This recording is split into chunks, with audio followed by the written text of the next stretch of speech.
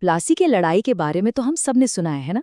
लेकिन भारत पर अंग्रेजों के कब्जे की जो असली कहानी है वो एक दूसरी कहीं ज्यादा अहम लड़ाई से शुरू होती है।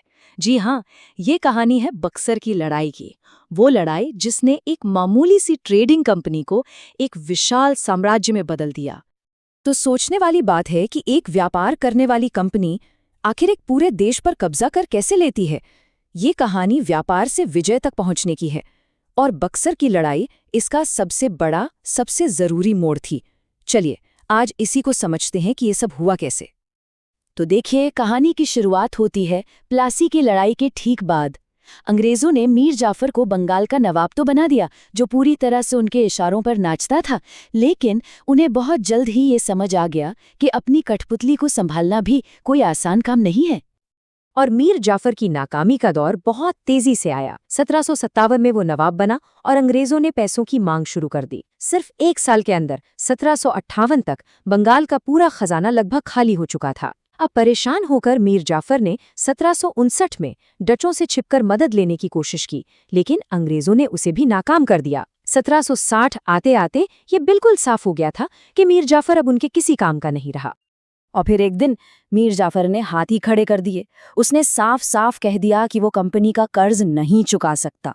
अब अंग्रेजों के लिए उनकी जो सबसे कीमती कठपुतली थी वो अब एक बोझ बन चुकी थी। मतलब अब मुनाफे का सौदा नहीं रही थी। तो जाहिर है अब एक नए चेहरे की जरूरत थी। तो कंपनी ने इसका एक सीधा सा समाधान निकाला। उन्होंने मीर जाफर को गद्दी से हटाया और उसके दामाद मीर कासिम को नवाब बनाने का फैसला किया। उन्हें लगा कि मीर कासिम ज्यादा काबिल है और उनके सारे काम कर देगा। और इन दोनों में जमीन आसमान का फर्क था। एक तरफ था मीर जाफर, जो एक नाकाम कठपुतली साबित हुआ। ना वो बंगाल का खजाना संभाल सका, न कंपनी की मांगें पूरी कर सका। और दूसरी तरफ था मीर कासिम, एक काबिल और समझदार लीडर। कंपनी को लगा कि वाह, अपना पैसा वसूलने के लिए बिल्कुल सही आदमी मिल गया है। लेकिन नवाब बनने की ये कीमत बहुत बहुत बड़ी थी। मीर कासिम को एक सीक्रेट डील साइन करनी पड़ी, जिसकी शर्तें किसी को भी चौंका दें। उसे न सिर्फ मीर जाफर का सारा पुराना कर्ज चुकाना था, बल्कि बर्दवान, मिदनापुर और चटगांव जैसे अमीर जिले भी कंपनी को देने थे। इतना ही नहीं, दक्षिण भारत में कंपनी जो लड़ाइयां लड़ रही थी उनका खर्च भी उठाना था। और तो और चूने के व्यापार से होने वाले मुनाफे का 50% हिस्सा भी देना था। और कमाल की बात यह है कि मीर कासिम ने अपने सारे वादे पूरे किए। उसने कंपनी का पाई पाई का हिसाब चुकता कर दिया। लेकिन इसके ठीक बाद उसने कुछ ऐसा करना शुरू किया जिसकी उम्मीद अंग्रेजों ने सपने में भी नहीं की थी। उसने एक सच्चे आजाद शासक की तरह राज करना शुरू कर दिया। मीर कासिम ने अपनी आज़ादी के लिए एक के बाद एक कई बड़े कदम उठाए। सबसे पहला काम, उसने अपनी राजधानी मुर्शिदाबाद से मुंगेर शिफ्ट कर ली, कलकत्ता में बैठे अंग्रेजों से मीलों दूर। फिर उसने यूरोप के ही सैनिकों को नौकरी पर रखकर अपनी सेना को मॉडर्न बनाना शुरू किया, हथियार बनाने के कारखाने तक लगा दिए। और आखिर में उसने सख्ती से टैक्स वसूला, फालतू खर्चे बंद किए और बंगाल के खाली खजाने को फिर से भर दिया। लेकिन जो असली टकराव हुआ उसकी वजह बना व्यापार का एक खास परमिट, इसे कहते थे दस्तक। और इसी दस्तक के मुद्दे ने आखिरकार युद्ध को जन्म दिया। तो ये दस्तक आखिर था क्या? दरअसल ये मुगल बादशाह की तरफ से दिया गया एक ट्रेड परमिट था। ये ईस्ट इंडिया कंपनी को बंगाल के अंदर बिना कोई टैक्स दिए, मतलब जीरो टैक्स पर व्यापार करने की इजाजत देता था। आप इसे कंपनी का एक तरह का वीआईपी पास समझ सकते हैं। और इसका असर बहुत बड़ा था। सोचकर देखिए, जहां भारतीय व्यापारियों को अपने ही देश में 40% तक का भारी भरकम टैक्स देना पड़ता था, वहीं ईस्ट इंडिया कंपनी को एक पैसा भी नहीं देना होता था। इस अनफेयर सिस्टम ने बंगाल की पूरी अर्थव्यवस्था की कमर तोड़कर रख दी थी। लेकिन बात यहीं खत्म नहीं हुई। इसका गलत इस्तेमाल भी जमकर हो रहा था। कंपनी के अफसर इन दस्तकों का इस्तेमाल अपने पर्सनल बिजनेस के लिए कर रहे थे, और तो और वो इन्हें पैसे लेकर भारतीय व्यापारियों को भी बेच रहे थे। नतीजा, सारा मुनाफा कंपनी के अफसरों की जेब में जा रहा था और नवाब का खजाना खाली का खाली था। जब कंपनी ने इस धांधली को रोकने से साफ मना कर दिया, तो मीर कासिम ने एक ऐसा कदम उठाया जिसकी किसी को उम्मीद नहीं थी। उसने कहा, मैं चाहता हूं कि भारतीय व्यापारियों को भी बराबरी का मौका मिले। और ये कहकर उसने बंगाल के अंदर हर किसी के लिए, चाहे वो भारतीय हो या अंग्रेज, सारे के सारे टैक्स ही खत्म कर दिए। बस कंपनी इस फैसले से आग बबूला हो गई। उनके काउंसिल ने कहा, ये तो दुश्मनी है, हम यहाँ तक बराबरी का मुकाबला करने नहीं आए हैं। इस एक बात से उनका असली मकसद पूरी तरह साफ हो गया। उन्हें फ्री ट्रेड नहीं बल्कि अपनी मोनोपोली, अपना एकाधिकार चाहिए था। और यही वो चिंगारी थी जिसने युद्ध की आग भड़का दी। और फिर 1763 में युद्ध छिड़ ही गया।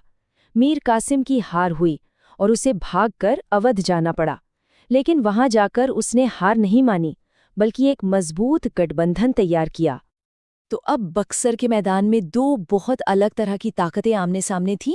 एक तरफ था एक मजबूत भारतीय गठबंधन, बंगाल के पूर्व नवाब मीर कासिम, अवध के शक्तिशाली नवाब शुजाउद्दौला और सबसे बढ़कर खुद मुगल बादशाह शाह आलम द्वितीय। और उनके सामने कौन था? कोई राजा या साम्राज्य नहीं, सिर्फ एक व्यापार करने वाली कंपनी जिसे लीड कर रहे थे हेक्टर मुनरो। बक्सर में कंपनी की छोटी लेकिन डिसिप्लिन सेना ने एक बहुत बड़ी पर आपस में बंटी हुई भारतीय सेना को बुरी तरह से हरा दिया। ये सिर्फ एक लड़ाई का नतीजा नहीं था, ये इतिहास का एक टर्निंग पॉइंट था। एक कंपनी ने न सिर्फ दो नवाबों को बल्कि हिंदुस्तान के मुगल बादशाह को भी हरा दिया था। इस जबरदस्त जीत के बाद रॉबर्ट क्लाइव को वापस भारत भेजा गया और उसने आकर एक ऐसी संधि की जिसने हमेशा के लिए इतिहास की दिशा ही बदल दी। 1765 में इलाहाबाद की संधि हुई और ये क्लाइव का एक मास्टर स्ट्रोक था। देखिए उसने क्या किया। अवध के नवाब पर 50 लाख का जुर्माना लगाया और उसका राज्य लौटा दिया।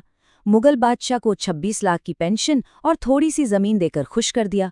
और इन छोटी मोटी रियायतों के बदले में बादशाह से वो चीज ले ली जो कंपनी हमेशा से चाहती थी, बंगाल की दीवानी। तो ये दीवानी आखिर है क्या? इसका सीधा सा मतलब था बंगाल, बिहार और उड़ीसा, इन तीनों प्रांतों से हर तरह का टैक्स और लगान वसूलने का अधिकार। बस यही वो पल था जब एक ट्रेडिंग कंपनी की भूमिका हमेशा के लिए बदल गई। ईस्ट इंडिया कंपनी अब सिर्फ व्यापारियों का एक ग्रुप नहीं थी, वो अब एक सरकार बन चुकी थी। भारत के सबसे अमीर इलाके का पूरा खजाना अब उनके हाथ में था और इसी पैसे से वो एक बड़ी सेना बना सकते थे और पूरे भारत में अपनी ताकत बढ़ा सकते थे। इस संधि ने बंगाल में एक बहुत ही अजीब सा सिस्टम बना दिया। टैक्स वसूलने की सारी पावर यानी दीवानी आ गई कंपनी के हाथ में और प्रशासन चलाने की सारी जिम्मेदारी यानी निजामत नवाब के पास रही। मतलब नवाब के पास जिम्मेदारी तो थी पर कोई पावर नहीं थी और कंपनी के पास सारी पावर थी पर कोई जिम्मेदारी नहीं थी। ये लूटने के लिए बनाया गया एक परफेक्ट सिस्टम था। तो आखिर में सवाल यही बचता है, क्या ये सब सिर्फ एक बिजनेस डील थी या एक सोची समझी साजिश के तहत किया गया कब्जा? बक्सर की लड़ाई ने एक बात तो साबित कर दी कि जब एक कंपनी के हाथ में सेना और राजनीतिक ताकत आ जाती है तो व्यापार और साम्राज्य के बीच की लाइन अपने आप मिट जाती है। और ये एक ऐसी सच्चाई है जिसने न सिर्फ भारत का बल्कि पूरी दुनिया का भविष्य बदल कर रख दिया।